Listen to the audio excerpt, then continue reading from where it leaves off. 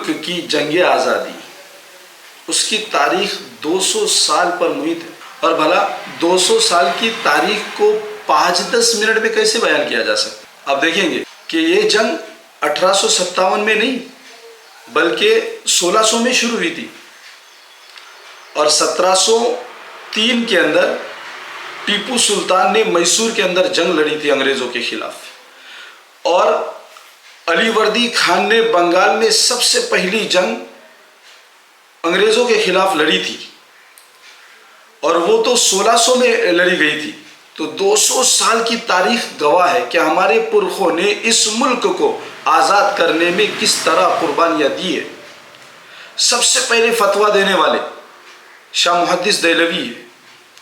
آپ دیکھیں گے سب سے پہلے میزائل کے ذریعے انگریزوں پر حملہ کرنے والے ٹیپو سلطان ہے، اور یہی نہیں بلکہ آپ دیکھیں گے کہ آج بھی اس مٹی کو ہمارے خون نے بہت کچھ دیا ہے۔ آج بھی اگنی میزائل APJ عبد الکلام نے دیا ہے۔ تو اتحاد دم توڑتا نظر آ رہا ہے، اور ہماری نئی نسل کو اور ہم کو یہ جاننا نہایت ضروری ہے کہ ہمارے پرخوں نے جنگ آزادی میں کیا کردار ادا کیا۔ آپ جیل کی سلاخوں سے پوچھئے، وہاں 10 سال تک کس طرح قید رہے۔ مولانا ابوالکلام آزاد احمد نگر کے جیل میں قید تھے 10 سال تک، اور جب اہل و عیال ملاقات کے لیے آتے تھے تو کہتے تھے ناراض مت ہونا، میں ملک کے آزادی کے خاطر تم سے جدا ہوں۔ آپ دیکھیں گے اشفاق اللہ خان نے اور دیگر تمام مجاہدین نے جنگ آزادی میں جو کردار ادا کیا ہے اس کی مثال کہیں نہیں ملتی۔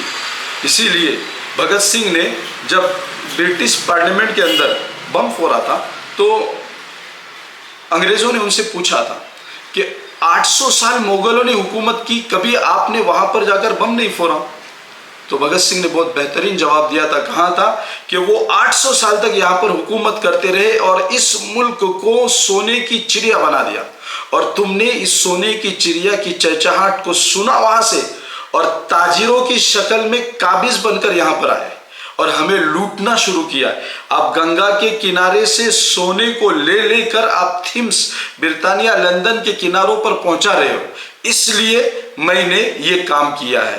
تو آپ کو پتا ہے کہ جنگ آزادی میں ہمارے پرخوں نے اور علماء نے زبردست کردار ادا کیا۔